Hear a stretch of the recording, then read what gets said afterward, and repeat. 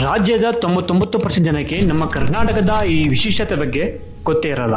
ಹೌದು, ನಮ್ಮ ರಾಷ್ಟ್ರಧ್ವಜ ತಯಾರಿಸುವ ಅಧಿಕೃತ ಅನುಮತಿಯನ್ನು ಪಡೆದಿರುವ ಏಕೈಕ ಸ್ಥಳ ಹುಬ್ಬಳ್ಳಿ.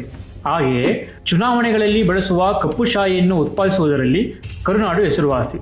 ಜಗತ್ತಿನ ಅತಿದೊಡ್ಡ ಏಕಶಿಲಾ ಪ್ರತಿಮೆ ಹಾಸನ ಜಿಲ್ಲೆಯ ಶ್ರವಣಬೆಳಗೊಳದ ಗೊಮ್ಮಟೇಶ್ವರ ಪ್ರತಿಮೆ ಮಾತ್ರವಲ್ಲದೆ 1935ರಲ್ಲಿ ಪ್ರೊಫೆಸರ್ ಎಂ ಇ ಗೋಪಾಲಸ್ವಾಮಿ ಅವರು ಕರ್ನಾಟಕದಲ್ಲಿ ಖಾಸಗಿ ರೇಡಿಯೋ ಸ್ಟೇಷನ್ ಅನ್ನು ಸ್ಥಾಪಿಸಿದ್ದು, ಇದು ಭಾರತದಲ್ಲಿಯೇ ಮೊದಲು ಸ್ಥಾಪಿಸಿದ ಖಾಸಗಿ ಸ್ಟೇಷನ್ ಆಗಿದೆ.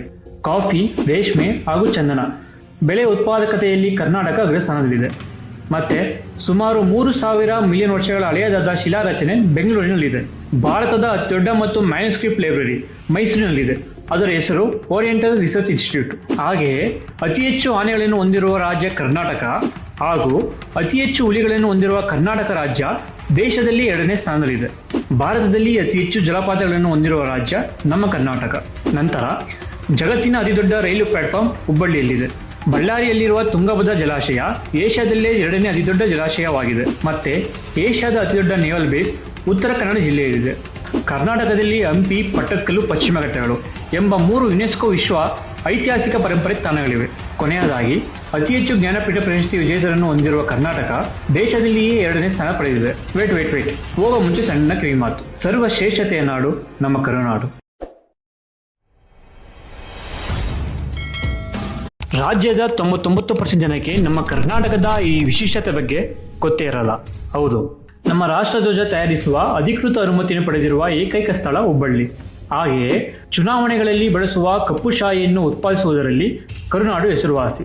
ಜಗತ್ತಿನ ಅತಿದೊಡ್ಡ ಏಕಶಿಲಾ ಪ್ರತಿಮೆ ಹಾಸನ ಜಿಲ್ಲೆಯ ಶ್ರವಣಬೆಳಗೊಳದ ಗೊಮ್ಮಟೇಶ್ವರ ಪ್ರತಿಮೆ ಮಾತ್ರವಲ್ಲದೆ 1935ರಲ್ಲಿ ಪ್ರೊಫೆಸರ್ ಎಂ ಇ ಗೋಪಾಲಸ್ವಾಮಿ ಅವರು ಕರ್ನಾಟಕದಲ್ಲಿ ಖಾಸಗಿ ರೇಡಿಯೋ ಸ್ಟೇಷನ್ ಅನ್ನು ಸ್ಥಾಪಿಸಿದ್ದು, ಇದು ಭಾರತದಲ್ಲಿಯೇ ಮೊದಲು ಸ್ಥಾಪಿಸಿದ ಖಾಸಗಿ ಸ್ಟೇಷನ್ ಆಗಿದೆ.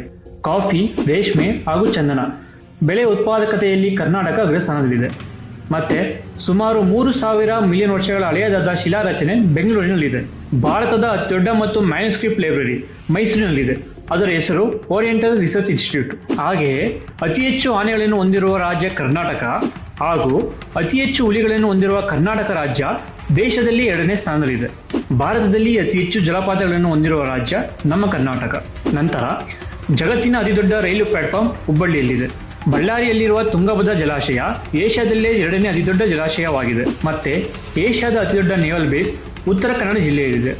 ಕರ್ನಾಟಕದಲ್ಲಿ ಹಂಪಿ, ಪಟ್ಟದಕಲ್ಲು, ಪಶ್ಚಿಮ ಘಟ್ಟಗಳು ಎಂಬ 3 ಯುನೆಸ್ಕೋ ವಿಶ್ವ ಐತಿಹಾಸಿಕ ಪರಂಪರೆ ತಾಣಗಳಿವೆ. ಕೊನೆಯದಾಗಿ ಅತಿ ಹೆಚ್ಚು ಜ್ಞಾನಪೀಠ ಪ್ರಶಸ್ತಿ ವಿಜೇತರನ್ನು ಹೊಂದಿರುವ ಕರ್ನಾಟಕ ದೇಶದಲ್ಲಿಯೇ 2ನೇ ಸ್ಥಾನ ಪಡೆದಿದೆ. ವೇಟ್ ಹೋಗೋ ಮುಂಚೆ ಸಣ್ಣ ಕಿವಿ ಮಾತು.